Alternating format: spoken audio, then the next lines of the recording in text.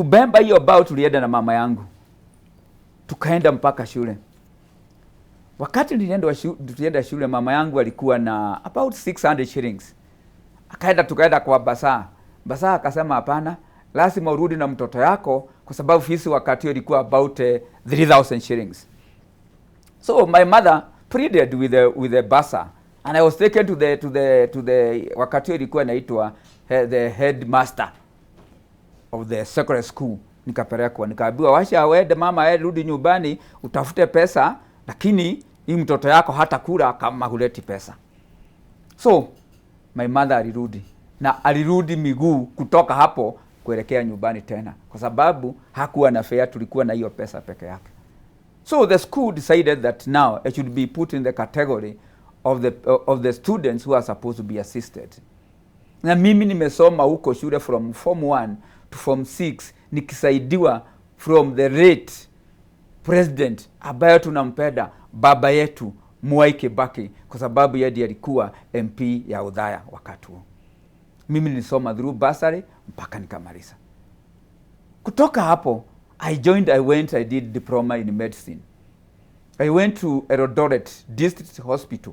Today is a big national referral hospital. That time it was just a small hospital. Nikaenda nikafanya kazi huko. I worked there. That time I was saving.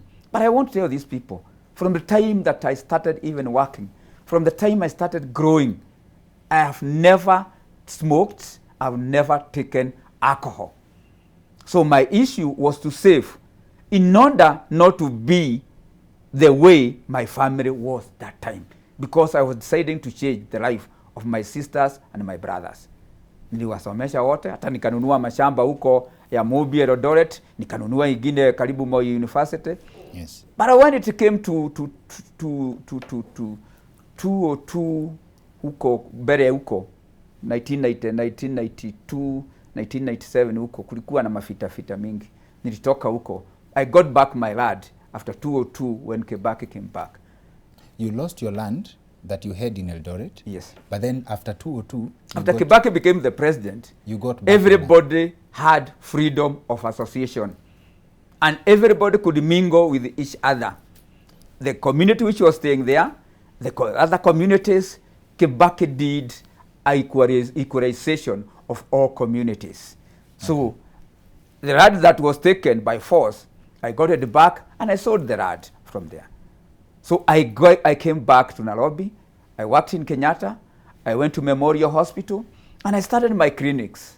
I had more than 8 clinics here in Nairobi and Kiambu and 3 chemists. I used to have a lot of money going around my clinic with my briefcase collecting money. And I got that when I started the clinic. When I got this money, I thought, how can I change the life of one young man in my village not to be the way I was when I was young? When I was going to Kware, we could go hungry. We could miss even dinner. We could sleep on the floor. We could sleep inside a sack. A sack would become the bed, the mattress, and the blanket. I don't know, this is a joke that I'm going to create here, Dr. Kingori, but I felt a lot of warmth.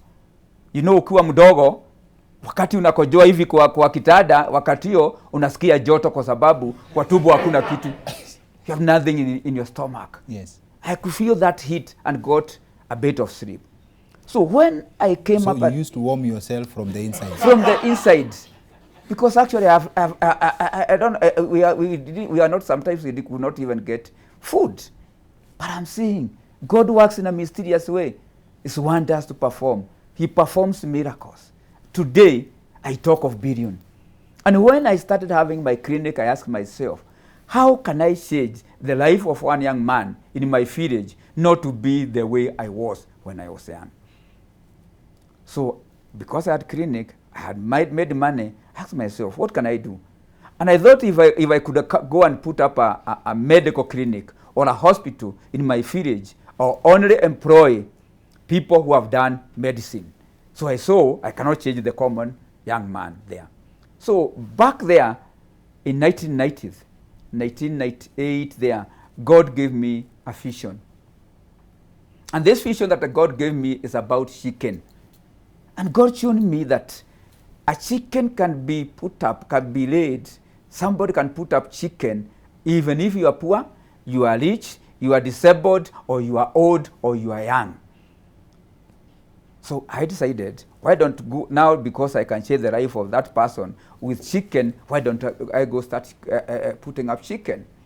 I thought of my clinic, and I saw that I was making money, but I had some money, more than that, $1 million, in my account. In the 90s? Yes.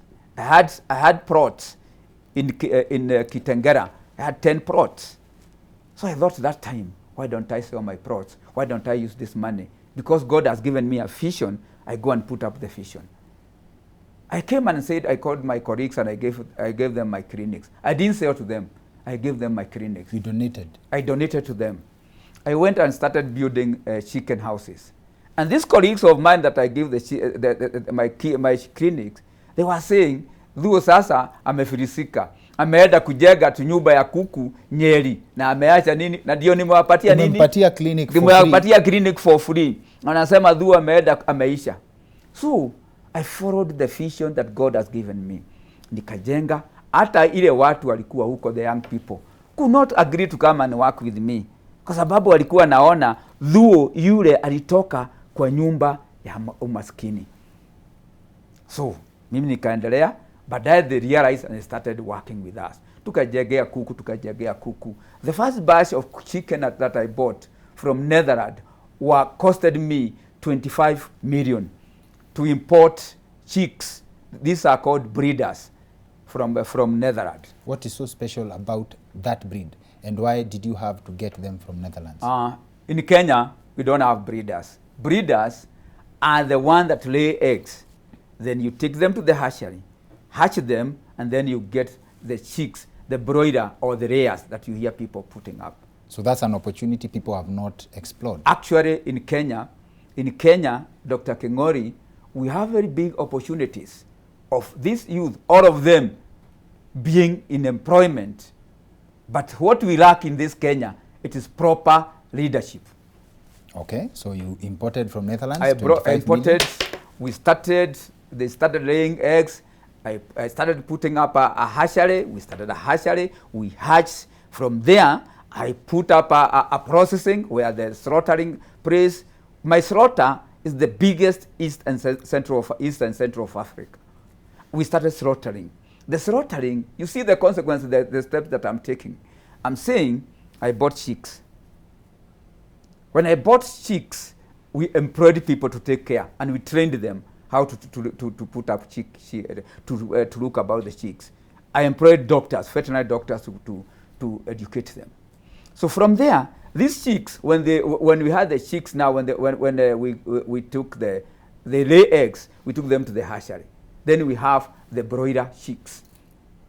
These chicks, people did not know about more how to put up the broiler. So I was giving them my village free. Enda weka hii, enda weka. Na mimi nikaweka zile zingine.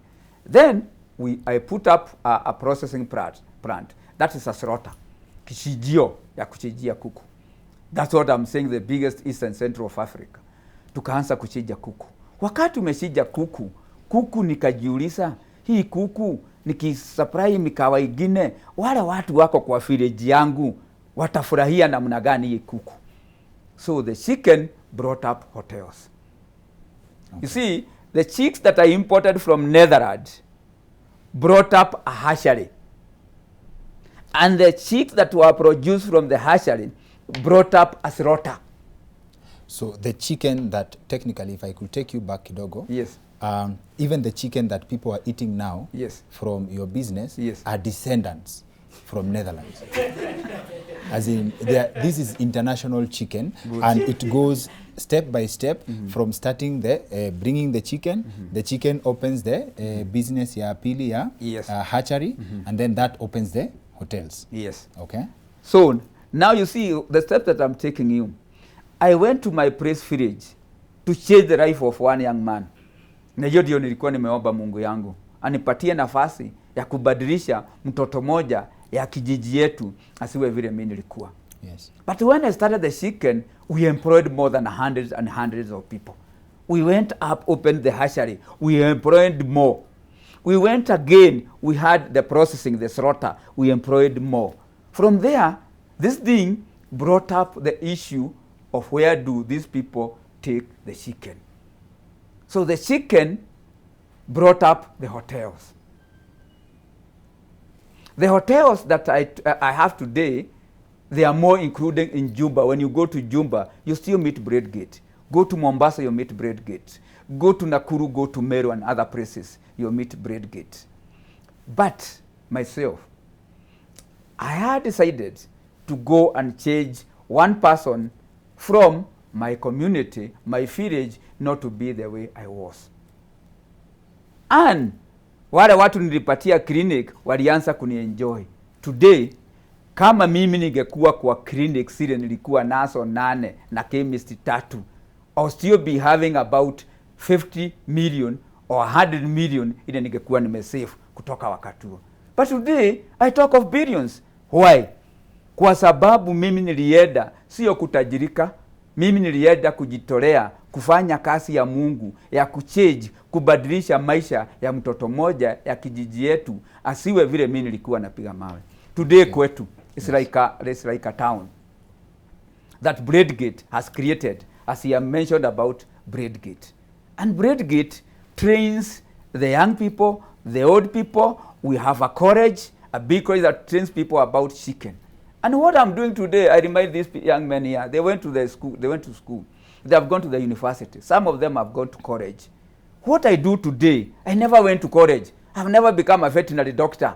So I do the work that I have that courage and the determination that I'll make the ends meet. Okay. So what do you say to the person who wants to invest but they don't have a background or a backing, an educational backing as yours? Ule kijana labda amemaliza form 4 and they probably want a head start. Because wewe uli invest kwanza in medicine before you branched out. Dr. Kingori, you don't need to go to school to start chicken business. Even the old shosho, including my grandmother, who is not there today, including your grandmother, have chicken in their home. Yes. And they have never gone to college. Yes. And they sell their eggs, and they sell the chicken, and they make money. What the young people need, it is determination and courage of moving things. You young people, you are here. You don't need money to make money. You need brains to make money. If you thought of having money, I could not be where I am today. So you need what? Say it. Brains. You need brains to make money. Yeah, that's good. That's So what I want to tell the young people, it is to think about their today. What are you doing today? When you hear about leaders, I've said many times, people in Kenya, in the counties, in the villages, in other places, they become poor because of poor leadership.